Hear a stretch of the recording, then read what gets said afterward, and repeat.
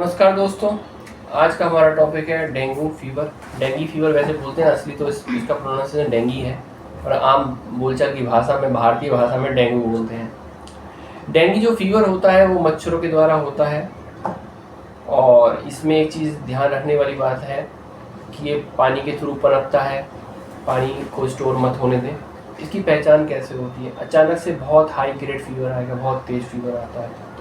आँखों में या सिर में दर्द होना, खुजली, लाल चकत्ते होना, बुखार का 1 से 5वें दिन तक बने रहना, मतलब 5 शुरू के 5 दिनों तक, 4-5 दिनों तक फीवर रहता है। और बुखार की जो अवस्था होती है 5वें दिन के बाद समाप्त हो जाने के पश्चात पेट में भारीपन होना, दर्द होना, उल्टी का मन होना या उल्टी हो जाना, घबराहट होना, सांस फूलना, घबराहट जैसे ऐसे इस प्रकार के, और चक्कर होना जैसे लक्षण होते हैं, और कमजोरी महसूस होती है। कुछ भी खाते हैं पीते हैं तो पेशेंट का उल्टी जैसा मन होता है।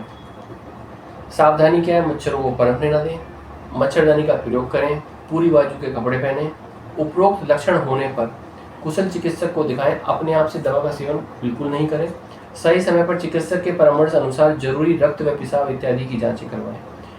जो डेंगी फीवर होता है उसमें मरीज को इतना नुकसान नहीं होता जितना कि बिना जांच किए फालतू की हानिकारक दवाओं के सेवन से जितना नुकसान होता है। ऐसा मैं क्यों कह रहा हूँ? क्योंकि डेंगी फीवर के अंदर प्लेटलेट काउंट कम होते हैं, और कई बार पेशेंट जो है खुद से अपने आप से दवाई खाते हैं, जैसे NSAID ग्रुप की दवाइयाँ हो गई, निमेसुलाइड, डिस्प्रिन इत्यादि। ये सब प्लेटलेट काउंट को और कम करती हैं, जिससे पहले से ऑलरेडी प्लेटलेट काउंट कम होने की टेंडेंसी होती है, और प्लेटलेट काउंट कम हो जाते हैं इन दवाओं के सेवन करने से। जिससे मरीज का फीवर तो उतर जाता है, परंतु इन दवाओं के सेवन से मरीज को क्या होता है? रक्त स्राव हो जाता है, ब्लीडिंग हो जाती है, और ब्लीडिंग होने का खतरा बहुत ज़्यादा बढ़ जाता है। इसी प्रकार से स्टेरॉइड दवाइयाँ हो गई, बिटनासोल, डेक्सामेथासोन, ओमनाकोडल इत्यादि का अनुचित सेवन करने से अधिक रक्तस्राव यानी एंट्रिक परफोरेशन हो जाता है। आंतों के फट जाने से ब्लीडिंग हो जाती है। ब्लीडिंग का कैसे पता चलेगा? पेशाब के रास्ते पेशेंट को कई बार जो होता है रक्त में, पेशाब में रक्त आता है, और लैट्रिन के रास्ते काला मल होता है। विशेषकर जब मरीज को डेंगू व टाइफाइड फीवर हो तो इन बातों का जरूर ध्यान रखना चाहिए कि कोई भी निमेसुलाइड, डिस्प्रिन और ओमनाकोडल और स्टेरॉइड जैसी दवाइयों का सेवन ना करें। सावधान रहना चाहिए डेंगू के अंदर, पर घबराना नहीं है। बीमारी को समझने की ज़रूरत है, उसमें क्या करना है क्या नहीं करना है। वार्निंग सिम्टम्स क्या है? काले रंग की लैट्रिन होना, जिसका मतलब होता है कि आंतों से रक्तस्राव हो रहा है। चक्कर, बेहोशी या दौरे पड़ना। दौरे तब पड़ते हैं जब ब्रेन के अंदर स्वेलिंग आ गई हो, वायरल एनसेफेलाइटिस हो गई हो।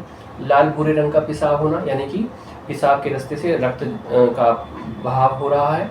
समय पूर्व या अधिक मात्रा में रक्त मासिक स्राव होना, पीरियड्स का जल्दी हो जाना या हैवी होना, ये सब इंडिकेशन होते हैं, ये अलार्मिंग सिम्टम्स होते हैं, हॉस्पिटलाइजेशन का इंडिकेशन होते हैं। ब्लड प्रेशर का फॉल होना। ठीक है, आशा करता हूँ कि डेंगू फीवर में डूज एंड डोंट्स आपको समझ आए होंगे, और अपने आप से सेल्फ मेडिकेशन नहीं करेंगे और सेल्फ डायग्नोसिस भी नहीं करेंगे। धन्यवाद।